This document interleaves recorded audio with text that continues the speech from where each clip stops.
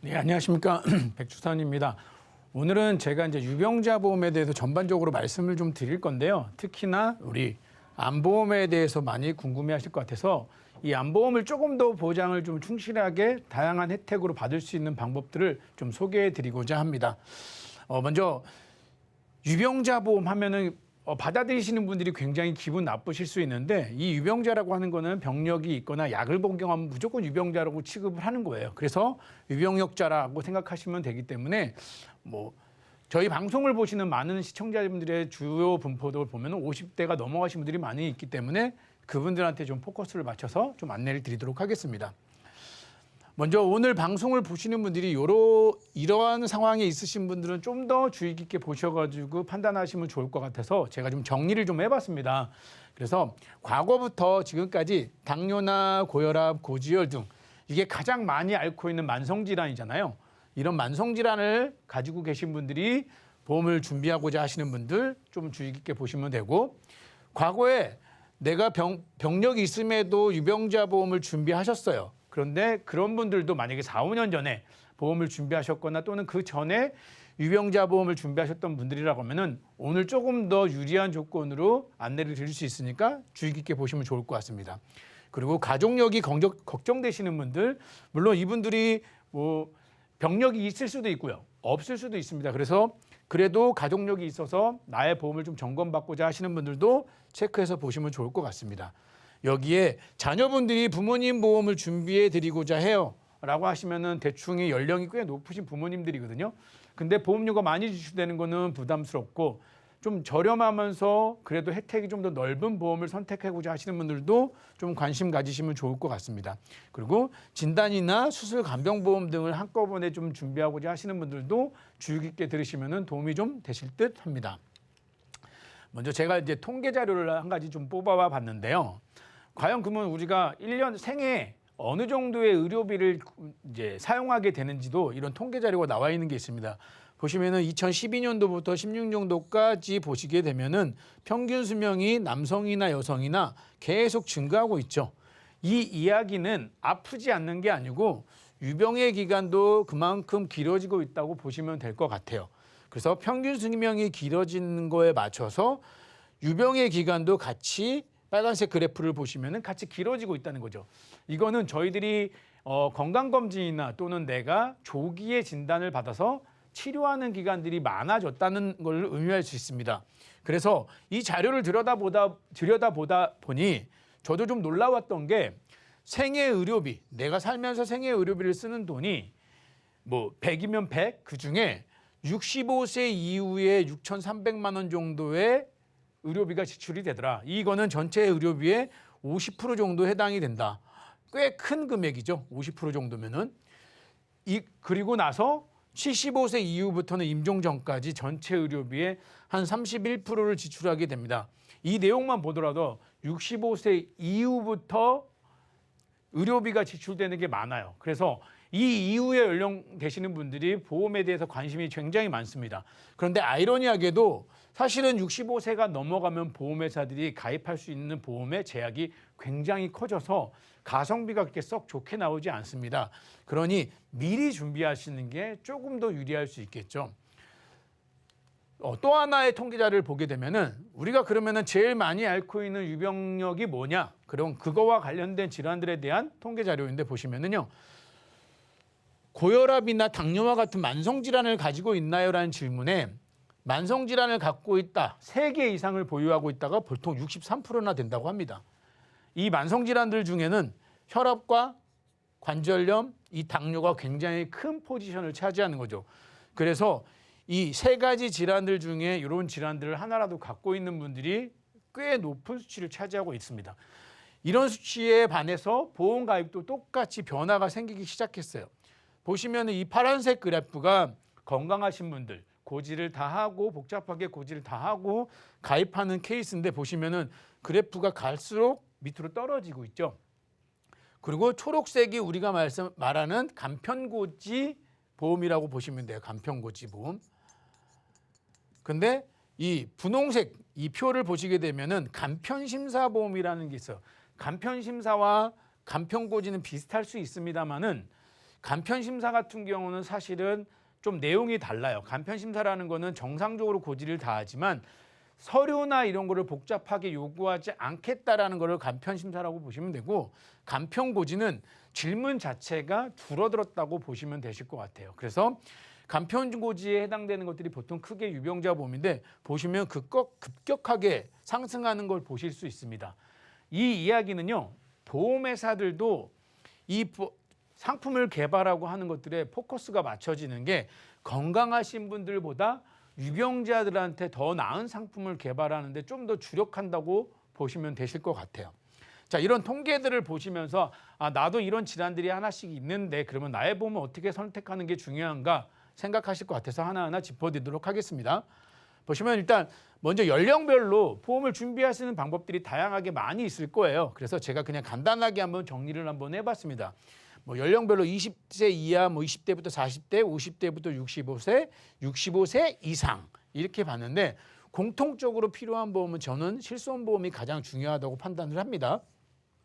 실손보험은 모든 보험을 통틀어서 사실은 제일 중요한 보험이에요. 근데 간혹 저희가 상담을 하다 보면은요, 의외로 이 실손보험이 제일 중요한데 다르게 판단하시는 분들이 있습니다. 그런데 저 개인적으로 생각은 모든 보험을 통틀어서 실손보험이 가장 중요합니다. 그러니까 나중에 보험을 가입할 때도 가장 까다롭다고 보시면 되겠죠. 여기에 맞춰서 이제 20세부터 연령별로 대부분의 보험들이 비슷할 수 있지만 그래도 조금씩 집중해서 가입하면 좋겠다 싶은 것들. 20대 같은 경우는 중대질환을 좀 봤으면 좋겠어요. 왜? 가입 한도가 높습니다. 이 연령 이후에는 내가 가입하고자 하는 중대질환에 대한 가입 한도가 낮아지기 시작해. 가입 한도를 예를 들어서 5천을 가입하고 싶어도 20세 이하인 경우는 가능한데 20세가 넘어가면은 힘들어지기 때문에 중요한 포인트들을 먼저 체크하면 좋겠다. 이렇게 말씀을 드리고요. 그다음에 20대부터 40대 역시 중대질환에 대한 진단비가 중요한데 여기에는 수술 특약도 같이 했으면 좋겠다라고 말씀드리겠습니다. 그리고 이 시기는 가정을 이루는 시기 때문에 사망보험금도 필요하겠죠. 50대, 60대 마찬가지로 다 중대질환에 대한 보험은 중요합니다. 그러니 실손보험과 중대질환만 기본적으로 잘 되어 있어도 내 보험은 굉장히 잘 돼 있구나라고 판단하시면 될 것 같아요. 단지 50대 이후에는 이제 간병이나 치매에 대한 보험이 중요하게 여겨질 수도 있고요. 내가 선택하는 거에 다르기 때문에 이 연령대가 가장 병력이 많은 시기이기 때문에 수술비 플랜도 체크해가지고 내가 보완을 하시면 도움이 되실 것 같아요. 그래서 연령별로 제 개인적인 소견을 담아서 이렇게 준비하면 좋겠다는 걸 먼저 전달해드리고 이제 하나하나 짚어보도록 하겠습니다.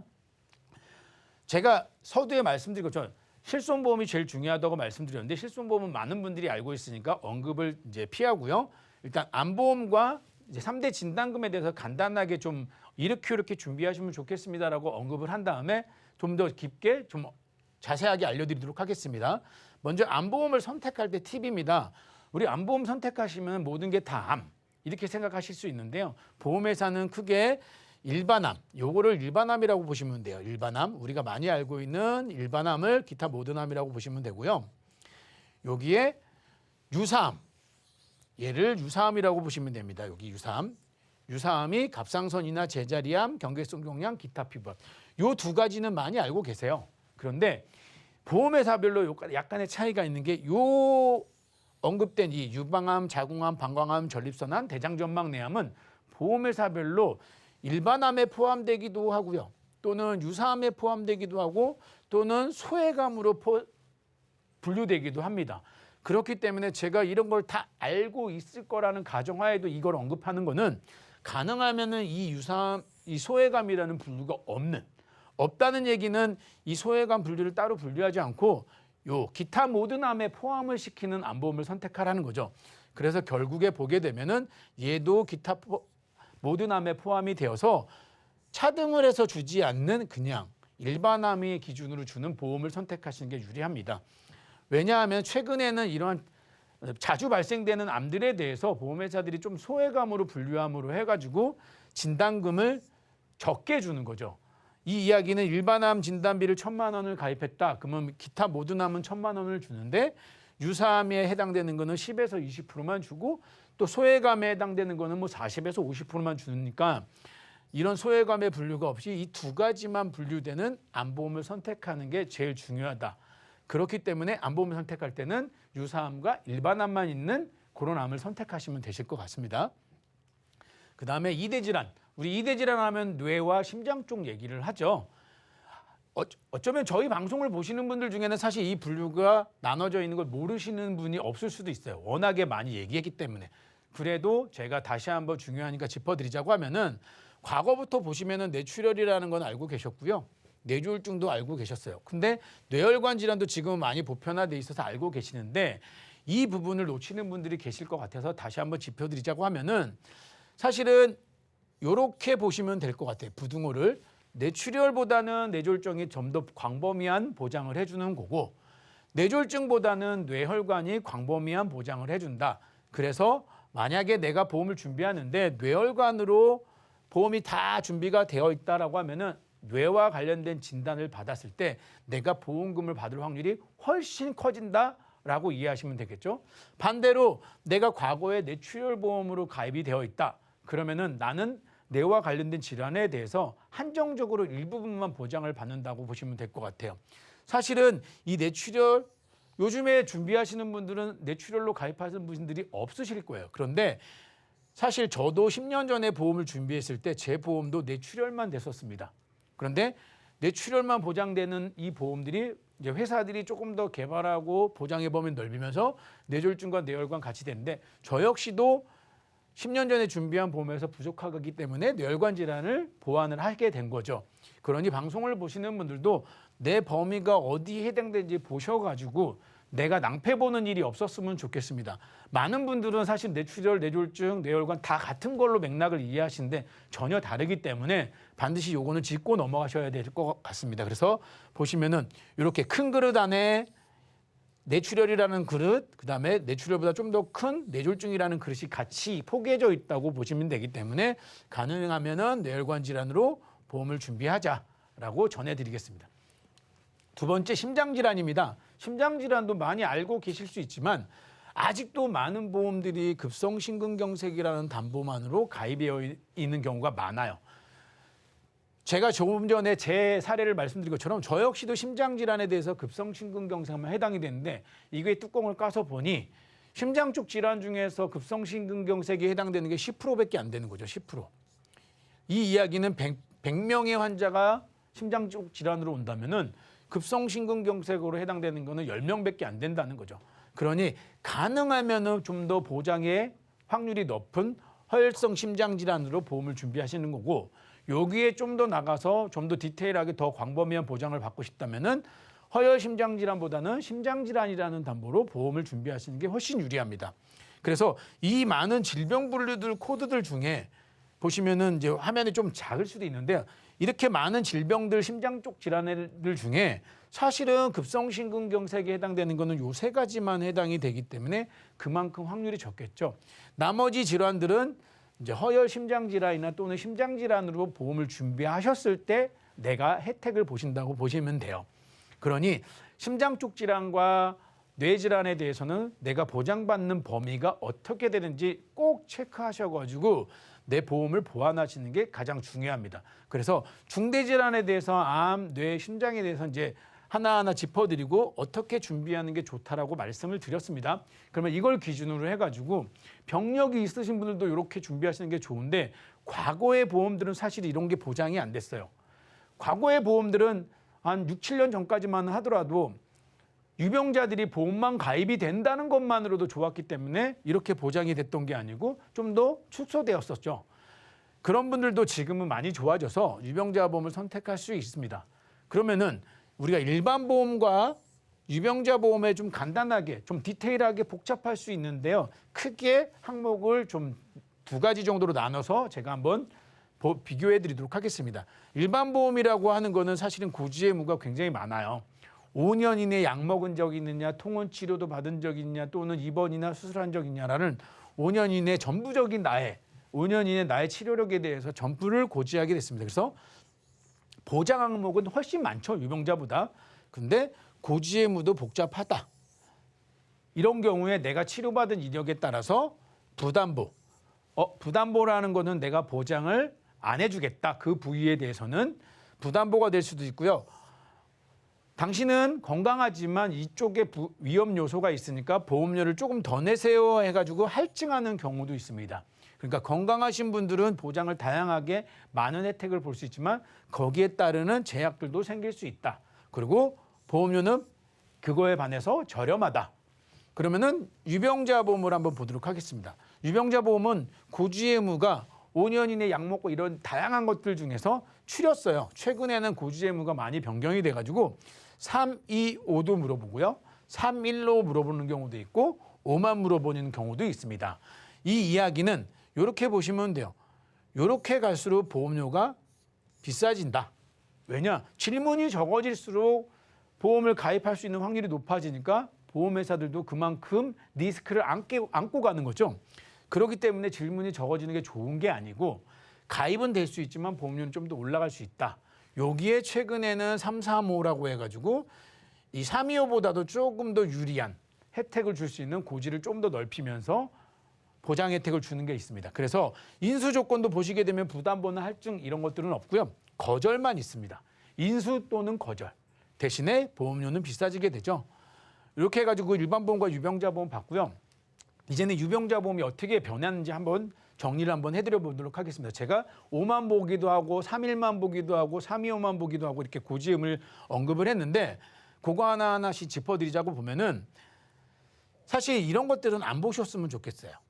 왜냐하면 보험료가 너무 가성비가 안 좋아요. 그러니까 방송을 보는 시청자분들도 가입은 될 수 있지만 보험료 내가 생각했던 것보다 비싸기 때문에 이런 것들은 가능하면 피하십시오. 정 안 될 때 이런 걸 선택하는 거기 때문에 이거는 제가 언급을 좀 피하고 보면은 이 325라는 보험과 335가 대표적인 유병자 보험이라고 보면 돼요. 이 둘에 보면은 3개월 이내 의사로부터 입원이나 수술 필요 소견을 받은 적이 있느냐. 두 번째 3이나 두 번째 2는 2년 또는 3년 이내 입원이나 수술한 적이 있느냐. 그리고 5는 5년 이내 암에 걸린 적이 있느냐 또는 5년 이내 이른 8대 질병의 진단을 받은 적이 있느냐. 요거거든요.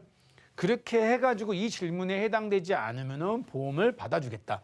여기에 보시면 약 먹는지 물어보는 질문이 없거든요. 그렇기 때문에 만성질환으로 약을 복용하시는 분들도 보험이 가입이 된다고 보시면 되는 거죠. 그래서 이 다양한 유병자 조건에 대해서 나한테 조금 더 유리한 조건을 선택하시면 돼요. 내가 한 달만 지나면 335다. 그러면 335 보험을 한 달 정도 기다렸다가 준비하시는 게 훨씬 유리할 수 있습니다. 그러면 유병자 보험 중에서도 대표적인 게 325와 335 보험이 있어요. 그래서 특정 회사만 딱 언급을 해서 제가 한번 보험료를 비교 한번 해봤습니다. 가입 조건은 이렇게 해가지고 수술특약이나 진단 및 다 구성을 넣어서 325 조건에 가입되는 보험과 335 조건에 가입되는 보험료를 비교해 봤더니 남성과 여성을 구분해서 봤더니 보험료 차이가 납니다. 325 조건보다 335가 훨씬 저렴하죠. 여성도 마찬가지예요. 그러니 나의 질병에 따라서 335를 선택할지 325를 선택할지 유리한 쪽은 335 보험이 좀 더 유리하다. 요거를 우리는 보통 중할증 보험이라고도 말을 해요. 중할증 보험. 그러니 가능하면은 여기에 해당되는 보험을 선택하시는 게 나한테 훨씬 유리하고 가성비 좋은 보험을 선택할 수 있다. 자, 그리고 유병자 보험들 중에서도 또 발전을 했습니다. 그래서 제가 하나하나 조금씩 짚어드릴 건데 유병자 보험들도 325에 해당되는 경우 굉장히 많은 것들이 보면은요 용종 절제하는 게 있어요. 그래서 과거에는 이런 질환들 지금 너무 깨알같이 작아서 보이지 않지만은 이 많은 질환들도 입원이나 수술한 적이 있다고 하면은 거절이 났었어요. 그런데 지금은 이런 질환들에 대해서 입원이나 수술을 한 이력이 있더라도 인수를 해줄게. 대표적인 게 보시면은요 타박상이나 염자로 15일 이내 입원했어요. 교통사고 나가지고 15일 이내 입원하는 경우 많죠. 그래도 거절 났었어요. 근데 지금은 이런 것들을 크게 문제 삼지 않겠다. 단지 15일 이내 입원했을 때. 여기에는 수술이 이루어지지 않은 타박이나 염자니까요. 녹내장, 큰 수술이라고 볼 수 있는데 녹내장이나 백내장을 수술했어. 근데 녹내장 수술하고 입원은 안 하고 통원만 해서 수술을 받았다? 그러면 인수해 줄게. 이렇게 되시는 거죠. 척추협착, 디스크 같은 거 수술을 하셨어요. 그러면 입원과 수술이 같이 동반될 텐데 요것도 7일 이내에 입원했으면 인수해 줄게. 요로결석 파쇄수도 역시나 오랫동안 입원하지 않았으면 인수해 줄게. 갑상선이나 이런 것들도 제거가 됐으면은 인수해 줄게. 이렇게 바뀌고 있는 거죠. 자궁근종 같은 경우도 과거에는 가입이 거절되거나 부담부가 잡혔는데 인수해 줄게 이렇게 바뀐 겁니다. 그러니까 이런 경증 질환들에 대해서도 지금은 인수 조건이 많이 좋아졌다. 그리고 여기 보시게 되면은 제가 조금 전에 언급한 이 경증 질환은 이런 질환들이 있어도 한 달이 지나면은 보험을 가입해 주겠다라는 게 보험회사의 취지인 거고, 이런 질환들은 좀 더 위중하니 치료가 된 다음에 3개월이 초과하면은 인수해 주겠다라는 질환들입니다. 보시면은 대상포진, A형 간염, 급성 신우염, 급성 위염이나 양성 위궤양, 이런 것들도 내가 입원을 했고 수술을 했을 때 만약에 치료받은 다음에 3개월이 지났다, 이 3개월이 초과가 됐다 하면은 인수를 해주겠다고 보험회사들이 바뀌고 있는 거예요. 이 이야기는 제가 서두에 말씀드린 것처럼 보험회사들도 건강하신 분들보다는 지금은 유병자분들한테 좀 더 보험에 포커스를 맞춰서 좋은 상품을 내놓고 있다는 거죠. 이렇게 한두 군데 회사가 이렇게 경증 질환에서 예외 질환 인수해 주게 되면은 다른 보험사들도 서서히 가게 되더라고요. 그러니 과거에 이런 질환들로 거절하신 분들은 다시 한번 문을 두드려서 상담 받으시면은 분명히 그러니까 보험을 선택하실 수 있습니다. 과거에 A형 간염, 급성 신우염 가입 안 되셨어요. 그런데 이런 것들도 인수해 주겠다고 하니까 이런 것들 좀 주의 깊게 보셔가지고 선택하시면 좋을 것 같습니다. 그리고 제가 오늘 이제 유병자 보험 중에 특히나 암에 대해서 이제 팁을 좀 드린다고 했기 때문에 두 가지를 언급을 해드릴 겁니다. 표적 항암이나 항암 방사선 치료, 그 다음에 재진단암에 대해서 언급을 할 건데요. 이 재진단암 특약은 일반암 진단비를 과거에는 1,000만 원 가입했는데 지금은 이런 거 필요 없이 그냥 100만 원만 가입을 하겠다 하셔도 재진단암 특약을 넣을 수 있어요. 근데 제가 오늘 안내를 드린 거는 재진단암 특약이 보험료는 싸지는 않지만 1년마다 계속 줘요. 제가 언급하는 가장 큰 핵심은 진단비는 한 번만 나오고 끝입니다. 1회 지급이에요. 그래서 전이가 되건 재발이 되건 더 이상 보험금이 지급되지 않아요. 한 번 나가면. 그런데 재진단암은 내가 첫 번째 암에 걸리고 나서 그 다음에 봤더니 전이가 됐거나 재발이 됐거나 처음에 걸린 암이 유지가 되더라도 1년마다 이 보험금을 주겠다. 이 재진단암에 대한 지급 횟수는 제한이 없어요. 내 몸속에 암세포가 존재하면은 있다는 거죠. 물론 이게 끔찍한 일입니다. 치료가 완치가 되지 않고 재진단암을 받는다는 건 끔찍한 일이지만 완치가 됐다가 재발이 될 수도 있어요. 또는 처음에 걸리는 곳에서 전이가 될 수 있어요. 하지만 재진단암은 이 모든 것들을 1년 뒤마다 진단금을 주겠다는 거죠. 그러니 기존에 보험이 있으신 분들은 이 재진단암 특약만 갱신형으로 선택하셔서 가져가는 것도 굉장히 좋은 팁이 될 것 같습니다. 왜냐? 요즘에는 치료의 기간이 길어지고 있어요. 좋은 치료들이 많이 나오다 보니. 그러니까 내가 악성으로 가가지고 발전되는 암은 아니지만 현재 상태에서 서서히 줄여가면서 내 암세포를 치료하는 경우에 치료비가 지속적으로 발생될 수 있는 거는 재진단암 특약을 활용함으로써 나의 보험을 좀 보완하시는 것도 하나의 방법일 것 같습니다. 여기에 보험료도 제가 간단하게 언급을 드리자면은 이거는 비싸기 때문에 갱신형으로 선택하셨으면 좋겠고요. 여기 보시면은 이제 제가 이렇게 표에 언급을 했습니다. 20년 갱신형과 30년 갱신형을 선택하실 수 있는데 보험료는 40세부터 50세로 예시를 들었습니다. 그러니 내가 보험이 어느 정도 준비가 되어 있고 조금 보완하겠다 하시는 분들은 재진단암 특약을 선택하십시오. 여기에 최근에 많이 이슈가 되고 있는 표적 항암도 있는데 이거는 요즘에는 수술보다는 사실은 암 치료하는 데는 수술이 있고요. 표적 항암이 있고 방사선 치료가 있는데 이럴 때 표적 항암, 의료보험 적용되지 않은 표적 항암 치료를 받으면 치료비가 굉장히 많이 드는데 이런 것들에 대해서 보장을 해주겠다고 보험회사들이 전부 다 표적 항암을 나왔어요. 표적 항암 치료비 나온 지 한 2년 정도밖에 안 됐는데 지금은 많은 보험사들이 표적 항암 치료비를 가지고 있습니다. 그런데 아쉽게도 이 표적 항암 치료비는 손해율을 계산할 수가 없어요. 나온 지 얼마 안 됐기 때문에. 그래서 10년 갱신형으로만 구성이 되어 있습니다. 그렇더라도 만약에 이 특약은 내가 암의 진단을 받았을 때는 굉장히 효율적인 특약이기 때문에 재진단암 특약이나 표적 항암 치료는 분명히 선택하셔서 보험을 이제 좀 더 보완하시면은 좋은 방법이 되실 것 같아요. 근데 저는 개인적으로는 표적 항암도 나쁘지 않고 재진단암도 나쁘지 않은데 가중치를 준다고 하면 저는 재진단암이 훨씬 나을 것 같다는 생각을 하게 됐습니다. 보험료도 보시게 되면은 이렇게 40세 같은 경우 그렇게 크다 부담이 되지 않죠. 보시게 되면은 40세와 50세 보험료 차이는 크게 날 수 있는데 여성은 그렇게 크게 나지 않아요. 왜냐? 이 연령 전에 여성은 암 발병률이 높기 때문에 이 연령 이후부터는 발병률이 크게 오르지 않기 때문에 남성의 경우가 많이 오르죠. 그러니 표적항암 치료비 같은 경우도 미리 챙겨서 준비하시는 게 훨씬 유리합니다. 특히나 남성의 경우는 미리 챙겨두시는 게 많이 좋다는 거 참고하시면 좋을 것 같습니다.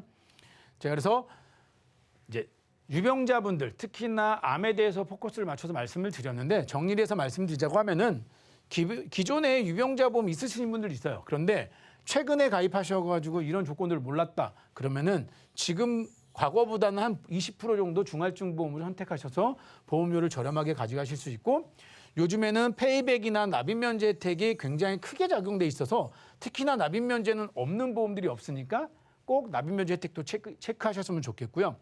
연령별로 보다 보면은 표준체와 유병자 가입 한도가 크게 차이가 납니다. 그러니 미리미리 준비하셨으면 좋겠다는 의견 전해드리고 그리고 제가 보장의 범위를 꼭 확인하라고 서두에 말씀드렸죠. 뇌나 심장이나 암이나 내가 가입한 보험이 이것도 되는지 저것도 되는지 꼭 체크하셔서 준비하셨으면 좋겠습니다.